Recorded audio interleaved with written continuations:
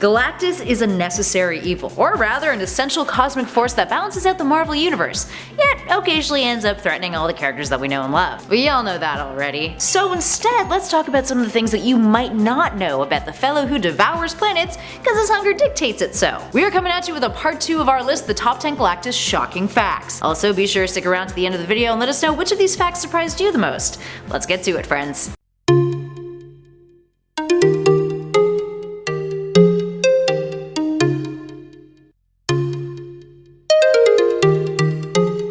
Starting us off in at number 10, his heralds. In the Marvel Universe, Galactus has had 17 heralds, most of which are dead. Well, rather, half are dead. Still, dead is probably not fun.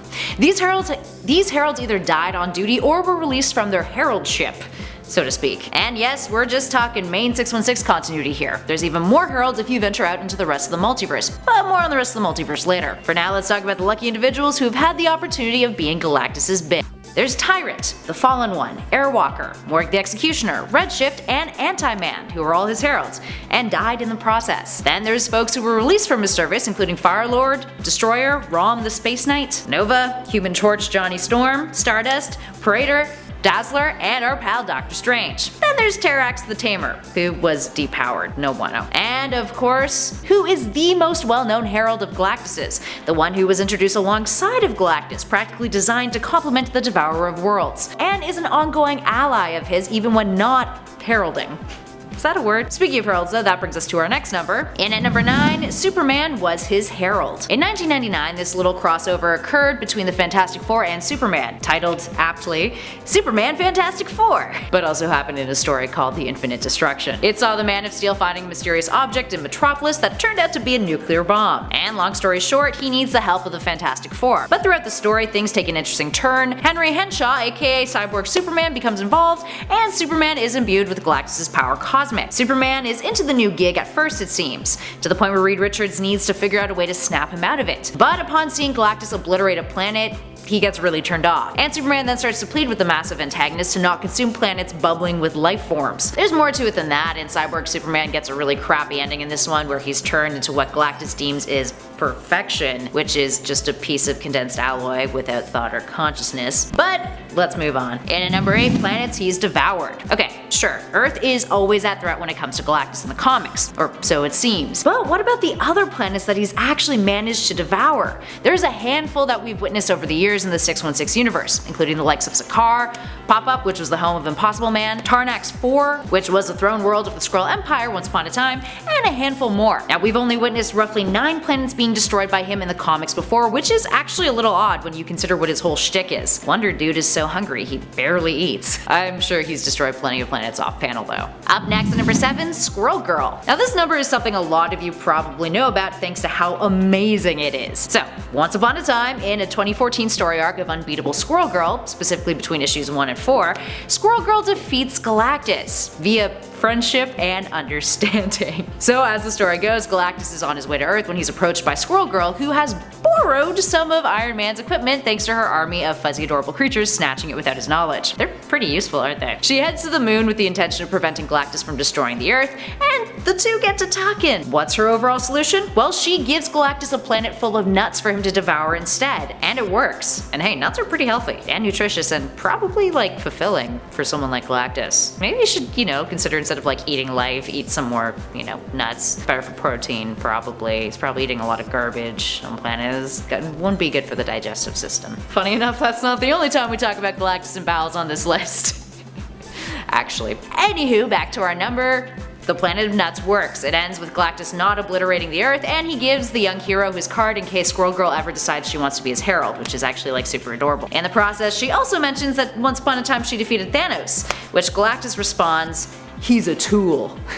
Yes. Speaking of, in at number 6, we have Thanos. While Galactus might not be a villain in the traditional sense, he often finds himself coming head to head with another famous Marvel antagonist. We're talking the Mad Titan Thanos. And when you think about how colossal Thanos' threats to the universe have been, it does make sense that their paths would cross from time to time. But it's happened multiple times, with Galactus actually being defeated by the Mad Titan in the process. Now this first occurred in the Infinity Gauntlet, the comic book crafted by Jim Starlin and George Perez from the early 90s that inspired the MCU issue Infinity War story arc. Now, after Thanos acquires all of the Infinity Gems in the story, Galactus is part of the cosmic forces that attack the Mad Titan at his base, only to face defeat against the all-powerful Big Bad. Why did he join up with the good guys? Well, he didn't consume a planet that he had set his hungry sights on because of Thanos, which is why he was like, I guess I'm just gonna, hook up with Adam Warlock and co. and fight this guy because I'm hangry. Now, there's been plenty of other instances, including in the recent Cosmic Ghost Rider story arc, in which Frank Castle's Punisher becomes the Ghost Rider and then makes an alliance with Galactus, becoming his herald, hence Cosmic Ghost Rider, with the two teaming up to eventually take on Thanos. No spoilers on that one though, since it is fairly recent. And at number 5, Galactiac. Let's venture into an alternate reality for a hot sec and take a look at a version of Galactus called Galactiac. So what's so interesting about this fellow from Earth 9602? Well, it's that he's from the Amalgam universe, a universe in which characters from both Marvel and DC Comics are amalgamated together to create some really neat alternate versions of themselves. Galactiac is the combination of Galactus and DC's Brainiac. He even started his own comic called Challengers of the Fantastic issue 1. He's capable of manipulating energies on a cosmic scale, and rather than devouring planets, he must replenish his energy cells by siphoning off the lifeblood of entire planets. So still bad and kinda the same, but different and mildly creepier. And at number 4, Ultimates. There was a time when Galactus almost lost his powers for good in the Ultimates Volume 2. Now, we are not talking the 1610 universe here, friends, but rather the Ultimates series that follows the Ultimates team on 616, when the team was made up of Black Panther, Blue Marvel, Carol Danvers as Captain Marvel, Monica Rambeau's Spectrum, and America Chavez. When writer Al Ewing was plotting the end of his run on this series, he intended to have Galactus sacrifice being the Lifebringer as a means of saving the entity Eternity. Now, the whole plan was to make Galactus' story a tragedy, but in the process of writing it, Galactus was just too damn likable, and Ewing changed his mind, scrapping that whole plot entirely, just cause he found an affinity for the massive hulking celestial entity. Aww. And at number 3, Monsters, Myths, and Marvels. Apparently, Galactus is even endearing to the people of Earth 616 as well. So Marvel has this fun series that came out in 2009 called Marvel TV that features the fictional Marvel Channel, where, I quote, "You can get all the 411 on the 616. Less catchy than 411 on the 611, but they're trying. This comic serves as an episode of a show called Monsters, Myths, and Marvels, and specifically takes a closer look at Galactus. As the description goes, I quote, "Is he really the planet-eating celestial being we've come to fear with every fiber of our being? Or is he the construct of a superhero team desperate for headlines? Join host Gordon Allsworth as he exposes the truth behind Galactus and the greatest hoax ever pulled on humankind." Essentially, the show implies that Galactus is just a giant money scam courtesy of Reed Richards and the Fantastic Four. Fun stuff. Now, Galactus' likeness is used to market a slew of products on 616 as far as this comic is concerned, including toys, burgers, amusement parks, and my personal favorite, laxatives. Ah yes, the people of Earth 616 like to use Galactus as a symbol for helping out with bowel movements, for when you really, really, really have to go.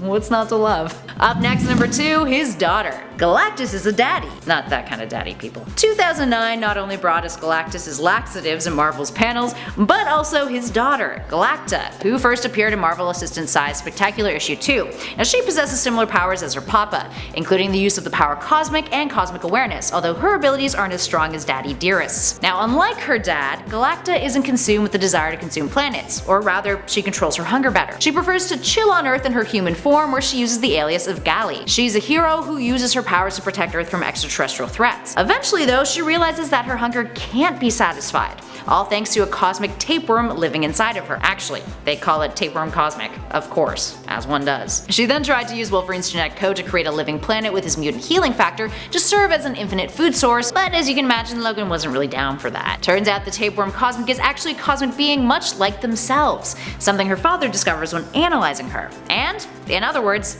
Gali was pregnant. According to Marvel's executive editor, Tom Brevoort, who I'm probably mispronouncing his name, Galacta is not considered to be part of the official Marvel continuity. And finally, in at number 1, the color purple. Speaking of Galacta, the Devourer's daughter and her daddy Dearest actually wear the color purple for a reason that she told us. Now, let's backtrack a sec. In our last list, we mentioned how Galactus is perceived by races across the universe. Now, he doesn't have a true form and isn't a being in a physical sense, with each mind seeing him as an image that it can comprehend. Now, this comes comes from an effect called neurosensoring FX that causes the brain to see something called Kirby crackles, which are odd black circles, which comes from the mortal brain's inability to directly perceive the power cosmic. Now with that in mind, there's a reason why we see the color purple when we see Galactus and his daughter.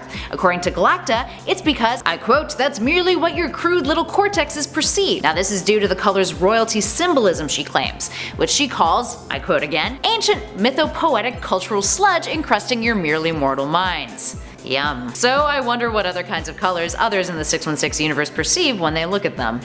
Interesting. Alright, there we have it, friends. What is your favorite Galactus fact so far? What other stuff about the characters should we have mentioned? Give us a shout in those comments below and let us know. Now if you guys dug this video, spread that love, hit that like button, and be sure to subscribe to Top 10 Nerd for more videos just like this one. In the meantime though, thanks for watching, friends. I'll catch you all in the next one.